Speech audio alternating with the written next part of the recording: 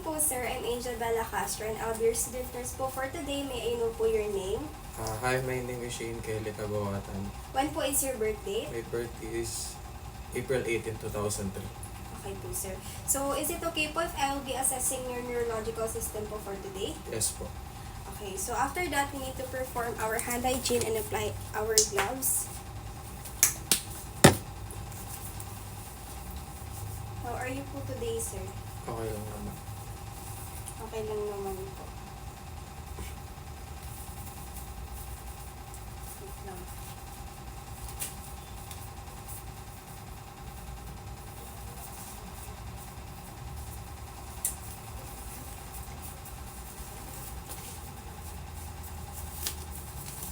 So for this story taking po, sir, do you have any presence of pain po sa head po ninyo, sa back?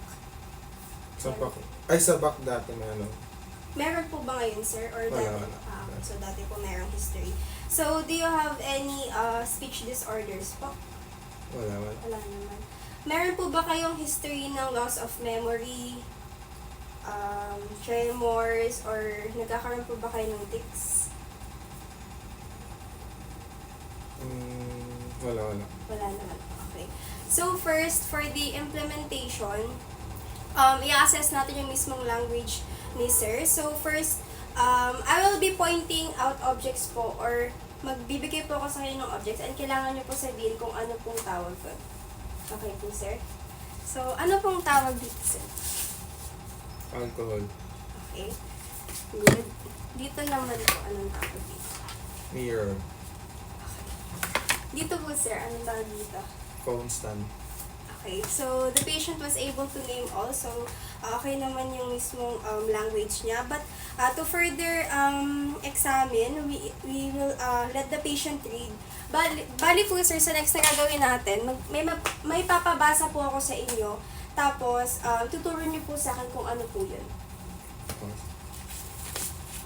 Ito po, sir. Phone Basahin stand. niyo po. Phone stand. Pwede niyo po bang kuhain? Kung saan yung phone stand dyan? Okay. Good. Next. Pwede niyo po bang basahin, sir? Alcohol. Pwede po bang pakuha ng alcohol? Ayun, very good. How about yung last po, sir? Mirror. Can you get the mirror? Okay. So, nagawa naman lahat ng patient. Next is, may papagawa po ako sa inyong mga simple verbal commands, sir, and kailangan niyo pong gawin yan. Kindly point po your toes. Point niyo po yung toes niyo. I-point niyo po, sir. Point? I-point. Okay. I-point. Akala ko yun. Okay, so nagawa naman ng patient. Next is to raise your left arm. Kindly raise your... Okay. Good. Now, can you form a fist bump? Okay. So, the patient was also able to do all the tests that we did for today. So, it's also, yung language naman ng patient is normal. Now, we will be assessing the orientation naman ng patient. So, may tatanong lang po ako sa inyo, sir, and just answer me kung ano po yung naramdaman nyo or alam nyo po. So, may I ask po, alam nyo po ba kung nasaan kayo ngayon? Yes. Kindly state po kung nasaan kayo ngayon. Sa condo namin. Okay, ano pong name ng condo nyo, sir? Silk Residence. Okay. That's correct. Alam niyo po ba kung anong oras na ngayon? Hindi. Pero estimate po. Mga around 4 or 5. 4 or 5. Which is correct kasi paggabi naman na. How about yung date po ngayon, sir? Ano pong date ngayon? Nare-recall niyo lang po. Ano ngayon? October 28. October 28. Okay. So, tama naman si sir. Now, may I ask din po, ano pong day ng week ngayon? Saturday. Ayun. So, the patient was also able. Now, sir, I will ask you po, can you also name your family members?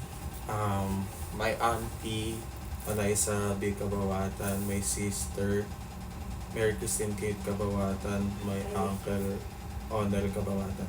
Okay, so the patient was also able to name his family members. So, yung orientation naman ng patient is normal also. So, for today, we will be assessing the memory of the patient naman. So, we will listen for lapses in memory. So, meron po tayong gagawing 3 procedures ngayon, sir, which are immediate recall, recent memory, tsaka remote memory po ninyo. So, for sa immediate memory, magpaparepeat lang po ako sa inyo ng series of 3 digits number.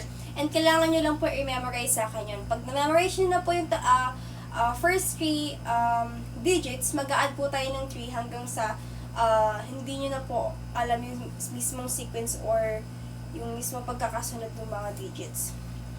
Okay po, so repeat lang po. Gets na po ba? It's Okay.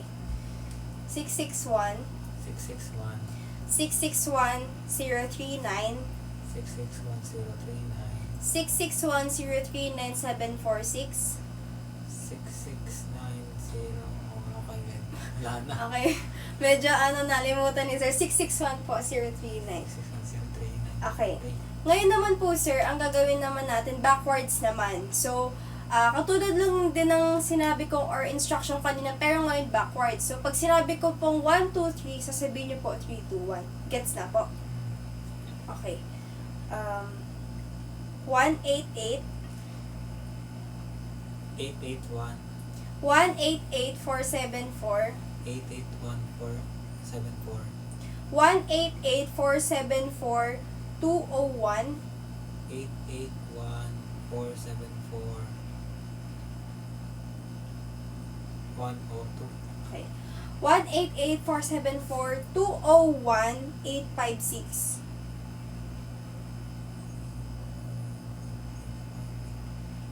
881 474 102 4 Okay, sir. Bali na po kayo. Hindi po yun 4. 6, 658. 65 Pero okay naman po, sir, since na-recite niyo po yung 9-digit number. Okay, for the recent memory naman po, sir. Can I ask po, ano pong nangyari throughout your day po today? ayun. Pagising niyo po ng kanina umaga, ano pong ginawa niyo hanggang sa kung nasasan man kayo ngayon? Ano pong nangyari, sir? Pwede niyo po bang ikwento sa akin? Ngayon na umaga, paggising ko, tinawagan ako ng nanay ko kasi may pinapagawa. Then after nun, kumain ako ng breakfast, then tulog ulit. Nagising na ako ng lunch, so kumain na ako, then nag-review muna ako, then nag-basketball na. After ko mag-basketball, kumain, naligo, tapos nagbugas, tapos ayun, nandito na ako. Okay po, sir. Good po. Ngayon, sir, can you, restate my, ano pong pangalan ng nurse niyo po today? Miss Angel Belacas na. Okay. I'll be asking you po, sir, to recall 3 things, which are, ano pa ba? Apple, cotton ball, tsaka guitar. Apple, cotton ball, tsaka guitar. Okay. So, sa remote memory po, sir, meron po ba kayong previous illness or injury na nung bata ka, kahit nung bata ka pa na talagang tumatak sa isipan niyo po? Dengue. Dengue. Pwede niyo po bang ikwento sa akin paano po kayo nagkaroon ng dengue, ano po yung naging symptoms or nangyari sa inyo, tas yung time na nalaman nyo na, and ano pong ginawa ninyo? Nasa school ako nun eh. Tapos may quiz siguro. Syempre, parang nagdanap ako. Tapos yung desk ko, para siyang may drawer na butas. Ano po nangyari? Tapos yun, hindi ko alam na, nalaman ko lang siya nung after na ako magka-dengue na meron pala mga lamok doon. So, yun pala, na-dengue na ako doon. Tapos nun, habang natutulog ako, parang nilalamig ako bigla. Parang gusto ko mainitan, pero kahit mainit, pero mainit lang. Mm-hmm. Tapos yun, nakapag-volleyball pa ako. After nun, namagamat ako. Tapos pinauwi na ako ng prof. Tapos, later that night, nakita ko ng tita ko, namamaga daw mata ko. Pa-check up daw ako. Tapos yun, nalaman lang namin nung pagkuha ng dugo, may dengue na. Na hospital po ba kayo, sir? Oo, na-confine ako. Pwede niyo po ba ikwento na po nangyari dun sa hospital? Ayun, gabi na kasi nun to, walang kumukuha ng Mga pasyente. pasyente. Kaya nahirapan kami maghanap ng mga hospital. Tapos sa katagal, nakahanap din kami. Pero matagal. Halos Mga ilang days po kayo siguro kayo nag-heal or ginamot? siguro mga 1 week. Mali po kayo sa hospital mismo. Okay. Ngayon naman po, sir, ask ko po, ano po yung best birthday memory po ninyo? Ayun, 9 years old ako. Ano po nangyari nung 9 years old ka? Ayun yung huling dalaw ng tatay ko sa birthday ko. Yung huling uwi niya pala. Tagasan po ba yung tatay niya, sir? Japan pa yun. So, nung 9th birthday po ninyo, yun po yung last na dumating siya dito. Ano Yung pa po inu- nangyari nung 9th birthday niya, sir? Wala lang. Kino-consider ko na siya special kasi simula bata pa ako, lagi siya sa birthday ko. Till 9. Ayun, was. Ngayon, sir, pwede niyo pong i-reset sa akin ulit yung tatlong bagay na pina-memorize ko po sa inyo kanina. Apple, cotton ball, guitar. Okay, good po, sir. Now, we will assess the attention span and calculation of the patient. So, sir, pwede niyo po bang i-recite sa akin yung alphabet? A, B, C, D, E, F, G, H, I, J, K, L, M, N, O, P, Q, R, S, T, U, V, W, X, Y, Z. Okay. Ngayon naman po, sir, test po natin yung ability niyo po to calculate. Bali po, sir, magsusubtract po kayo ng 3 progressively from 100. So, for example, 100 minus 3, kasi yung sagot nun ma-minus niyo po ulit sa 3. Kumbaga, mag-minus po kayo sa 3 from, starting from 100. Gets niyo po ba, sir? Okay, so, start na po. 100 minus 3, 97. Minus 3, 94. Minus 3, 91. Minus 3, 88. Minus 3, 85. Minus 3, 82. Okay. Minus 3, 79. Minus 3, 76.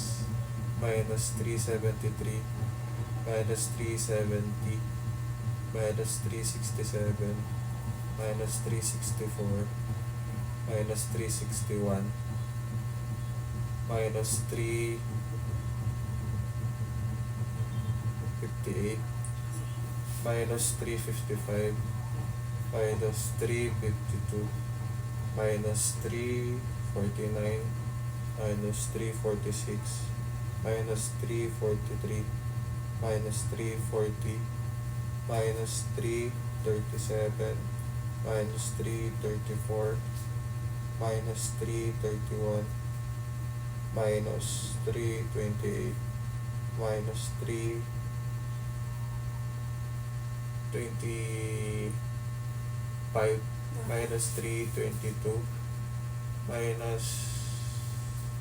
319, minus 316, minus 313, minus 310, minus 3 7, minus 3 4, minus 3 1. Okay na po, sir. So, ang galing ng patient natin kasi na kompleto niyo from 100 to 1. So, yung attention span and calculation ng patient is also normal. So, now naman, we will assess the level of consciousness ng patient.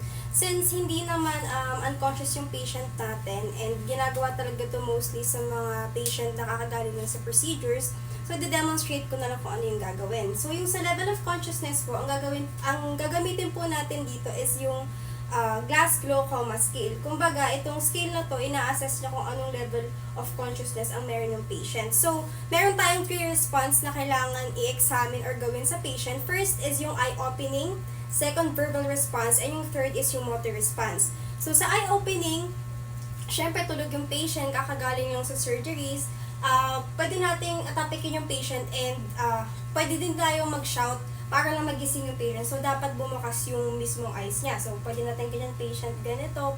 Kailangan, yun nga, dumilat siya para masabi natin na conscious yung patient. Next is, pwede din tayong mag-apply ng pressure here. Hold po your fingers, sir. Pwede din tayong maglagay ng pressure here sa finger lengths ng patient. So, syempre, hindi naman to the point na sasaktan natin yung patient, pero hindi din naman to the point din na sobrang light lang ng touch. Para lang, mabuksan ng mata or mabuksan ni patient yung mata niya. Next is yung sa verbal response naman. So, syempre, kakagaling lang, yun nga, sa procedure, tatanungin natin kay patient if alam pa ba niya yung name niya, ano ba yung ginagawa sa kanya ngayon, tsaka ano na bang month ngayon. The next is yung sa motor response naman. So, sa motor response, ang papagawa natin sa patient, papalabas natin yung dila niya. So, bale, sa motor response, ang mismong goal nun is, tawag nito, makorrectly follow ng patient kung ano yung sasabihin natin sa kanya. So, pwede din natin i-pinch yung mismong trapezius muscle ng patient, which is here. So, dapat may reaction yung patient. Kasi, pag wala siyang reaction, ibig sabihin, unconscious yung mismong patient natin. So, ngayon naman, iti-test natin yung cranial nerves ng patient. Kaya meron tayong 12 cranial nerves sa body natin. Pero, iisa-isahin natin yon. So, first, we need to assess yung cranial nerve number 1, which is yung olfactory or sa nose po banda. Ngayon po, sir, ipapaamoy po ako, i-close nyo po yung eyes nyo later, tapos ipapaamoy po ako sa inyong series na aroma, and kailangan nyo pong identify kung ano po yung naamoy po ninyo. Okay. Okay po? Close nyo po yung eyes nyo po, sir. So, ito ang ating first item. Wait. Talagay ko na po, sir. Ayan, pwede nyo na po, amuyin. Ano po naamoy niyo, sir? Suka. Ayun. So, tama ang sagot ni sir since vinegar ko. Next. Ito. Okay. Amoy niyo po, sir. Patis. Ayun. So, tama din, patis.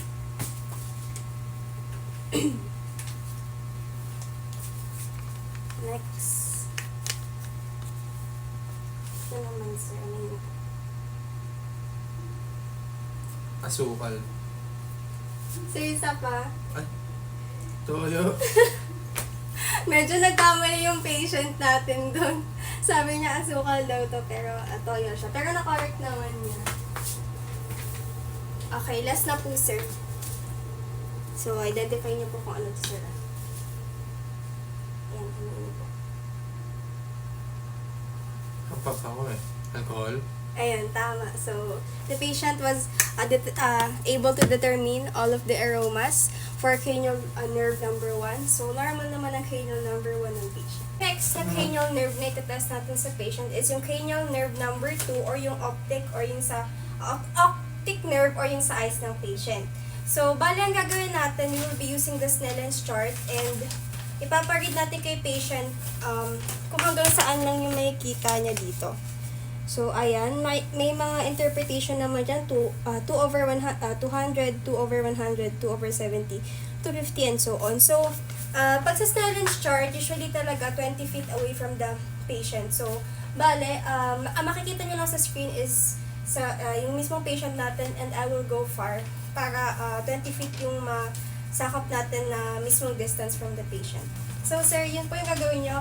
Sabihin nyo lang po sa akin ito, basta yung ano po, yung mismong sequence ng letters, tapos hanggang sa hindi nyo na po kaya. Okay po? Move pa ako dito, sir. Ayan. Visible naman po, sir, since against the light. Iano mo na lang. Sa light. Yan. Hindi, iano mo. Ganito? Yan. Ayan, okay. E, F, P, T, O, Z, L, P, E, D, P, E, C, F, D, E, D, F, C, Z, F, F, Wait lang, sir. Nagkamali po. Api. Okay. F, E, L, O, Z, N, D. Okay, so, medyo nagkamali na dito si sir sa 20 over 25. Dapat po P, Z, D. Ah, Pero, ano naman, malapit na din naman sa normal yon since 20 over 25 yung mismong vision ng patient. Okay, so for the next cranial nerve, pagkasamahin na natin yung cranial nerve number 3 and yung cranial nerve number 4. Sa 3, ito yung tinatawag na oculomotor na nerve, tapos sa 4 naman is yung trochlear, which is sa eyes din natin nakikita. So, ang gagawin po natin, sir, ito pong pen light, pa-follow lang po ng mismong direction ng eyes po ninyo. Bali, yung eyes lang po yung mismong gagalaw, pero kayo po and yung head nyo, stable lang po siya.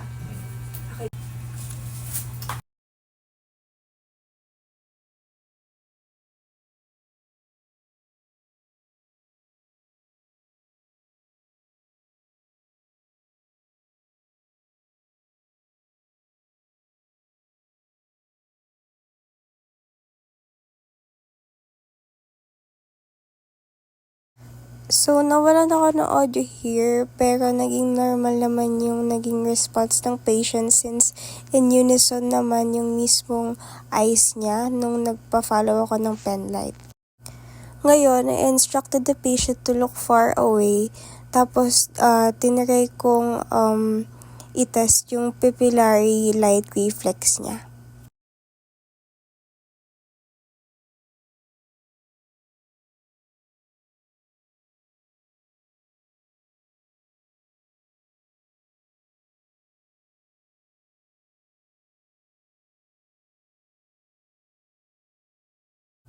So, ang naging result naman ng patient is nag-dilate naman yung eyes niya when he looked far away, tapos nag-constrict naman when I shone the light on his eyes. Now, we will be assessing the cranial number 5 of the patient, which is yung trigeminal nerve natin. So, makikita po natin to sa front part ng head po natin, sir. So, may tatlo po tayong procedures na gagawin. First is yung sensory function, corneal function, tsaka yung motor function. So, sa sensory function po, sir, I will let you close your eyes po. Then, after closing your eyes, ito pong cotton buds, sir, ididikit ko po sa mismong mukha ninyo. And you will say the word now. So, magsasabi po kayo ng word na now if may naramdaman po kayong cotton buds sa face po ninyo. Okay po, sir? Okay, so close your eyes na po.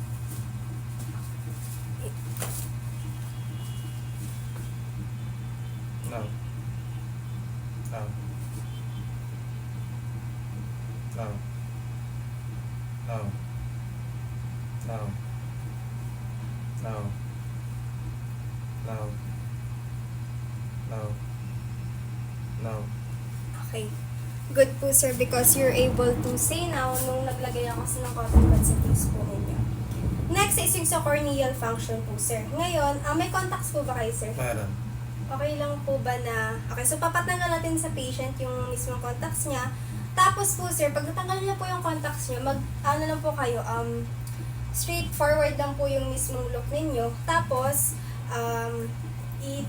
using the cotton buds, I will touch your eyes po. Titingnan po natin yung natural reaction po ng eyes po ninyo. So, ayun, papatanggal mo natin yung patient. Okay, so ngayon, natanggal na ng patient yung mismo contact lens niya. So, sir, tingin lang po kayo straight forward. Tapos, let's test your corneal reaction. Okay, so nag-blink ang isang eyes ng patient. Come on sa other side. Ayun. Okay, so, sir, yung nangyari po kanina, which is pag-blink, is normal po talaga. Kasi usually kapag natatouch yung cornea natin sa eyes, nagbiblink po talaga yung eyes natin naturally. So, okay naman po yung reflex niya. Next is yung motor function naman. So, ang gagawin po natin dito, sir, can you bite po, magbabite down po kayo with your mouth, when your mouth is closed. Parang ganito po, sir. Yan, gaganyan po kayo. Tapos, ipapalpate ko po yung masseter muscles nyo and yung temporal muscles. So, papalpit. Bite down po kayo, sir. Ayan.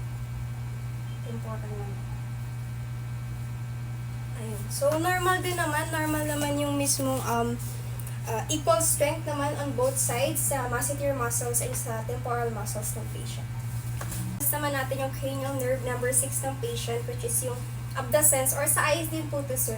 Patulad lang po ng ginawa natin. Ipa-follow nyo po ulit yung pen light. Tapos, hindi po gagalaw yung ulo ninyo or yung head nyo, which is yung eyes lang po yung gagalaw.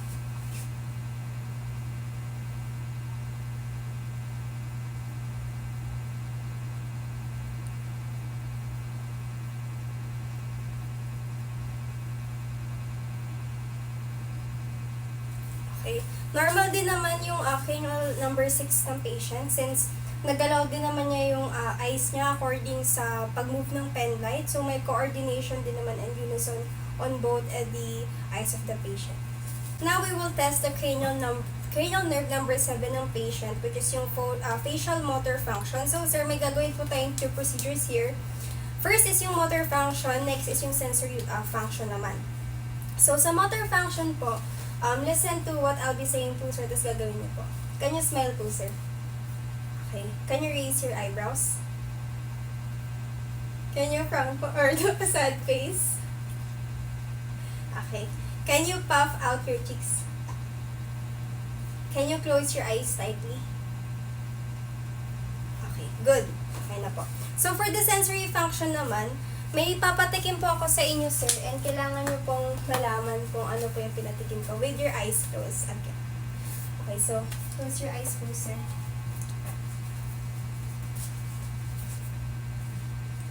Okay, tongue out po, sir. Ano po yan, sir? Kasi yan. Okay, so tama yung nasabi ng patient. This is salt. Next. Wait lang po, sir. Okay. Tongue out po ulit. Wait lang, yung rocks. Okay. Okay. Wait lang. Ayan. Sugar. Okay. Very good. The patient was able to determine. Okay, next. Eyes closed po, sir. Tongue out po ulit. Wait lang. Ay, sorry, sir. Wait lang. Ang kalat. Sir, ano po yung natikman niyo? Toyo. Wait lang po, sir. Ito po ang tissue. Open your eyes na po. Ayan. Lipid din na reflex ko. Nagaroon din. Toyo, yun na. Yan. Tama.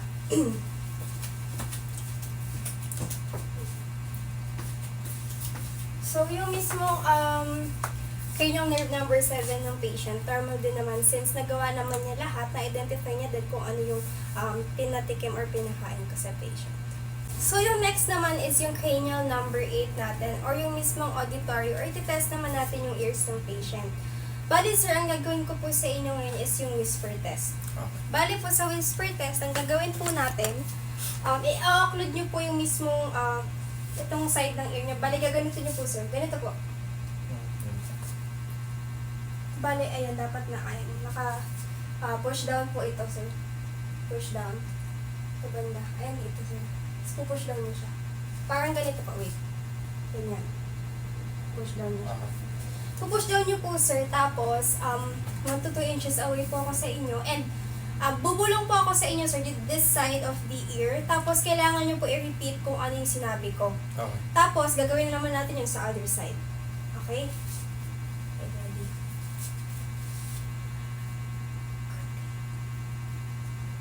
Good day. Okay.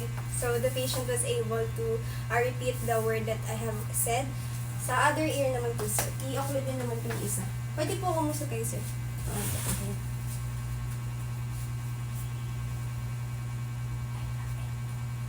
I love it. Ayun. So, the patient was, okay na po, sir. So, okay naman yung whisper test. Both ears ng patient, normal din. Next, we will assess the cranial nerve, number 9 ng patient, which is yung glossopharyngeal nerve natin. So, sir, ang gagawin po natin dito, yung tongue niya po, sir, ito po yung parang main component sa pag-assess po natin yung ng glossopharyngeal nerve po ninyo. Sir, so, sir, yung tongue niyo po, can you move it side to side? Other side. Tapos up and down naman po. Okay. So, normal naman ang mismong glossopharyngeal nerve ng patient. Okay. Now, we will proceed with the cranial nerve number 10, which is yung vagus nerve ng patient. So, sir, can you state your name po ulit? Shane Kelly Kabawatan. When is your birthday po? April 18, 2003. Ano pong age po ninyo? 20. Okay, so, nung nagsalita si patient, wala naman akong narinig ng hoarseness ng voice. Normal naman ang voice ng patient. Next is, papainumin natin ng tubig si patient and titingnan natin yung mismo pag-swallow niya if kaya niya pa mag-swallow ng tubig.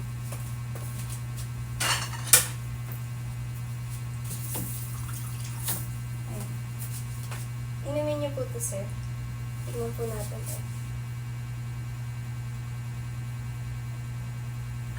Good. So, yung thyroid cartilage ng patient, nung in-observe ko to, nag-move upward siya. So, it's also normal. So, okay naman ang cranial nerve number 10 ng patient. Next is yung cranial nerve number 11 ng patient, which is yung accessory nerve. Bali po, sir, yung ginawa po natin kanina, ulitin lang po. Bale, maglalagay po ako ng resistance ulit sa both sides ng face nyo and sa shoulders po inyo. Bali po, sir, lalabanan nyo po siya to test the strength po, sir. Okay. Ito. Okay. Other side. Okay. About here po. Okay. Wait lang ako, sir. Okay, so nung tinest ko yung mismo cranial nerve number 11 ng patient or yung accessory nerve ng patient, normal naman siya since equal strength on both sides and hindi naman nahirapan si patient sa mga pinagawa ko sa kanya. Sa cranial nerve number 10 or number 12 rather, which is yung hypoglossal, sir, katulad lang din po ng ginawa kanina. Tongue out po, tapos move it side to side.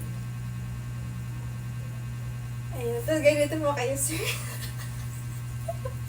That's all po, sir, for the assessment of the neurological system po, sir. Thank you po for your cooperation. Welcome.